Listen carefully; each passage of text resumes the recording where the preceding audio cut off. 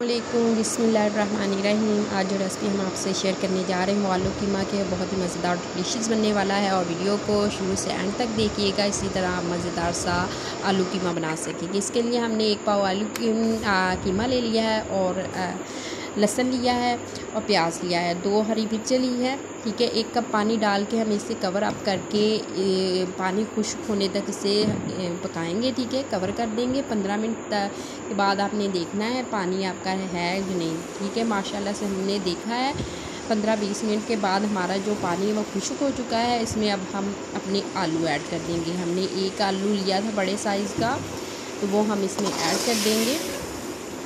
आलू ऐड करने के बाद हम इसमें जो है घी डालेंगे, ठीक है। घी डालेंगे, हमने 2 चम्मच घी के लिए है। आपका ज़्यादा है, मैं 1 पाव की रेसिपी बता रही हूँ, अगर आप ज़्यादा आधा किलो ले रहे हैं तो आप इसमें, ठीक है। अब हम इसमें जो है हल्दी पाउडर इस्तेमाल करेंगे और सिर्फ मिर्च पाउडर के हम 1.5 चम्मच जो चाय का वो इस्तेमाल करेंगे, ठीक है। और नमक हम हस्बे ज़ायका इसमें डालेंगे और काली मिर्च का हम बड़ा जो खाने का चम्मच होता है वो इस्तेमाल करेंगे और इसकी भुनाई करेंगे जब तक हमारा कीमा जो है वो घी ना छोड़ दे, तो हमारा कीमा जो रेडी नहीं होता, ठीक है।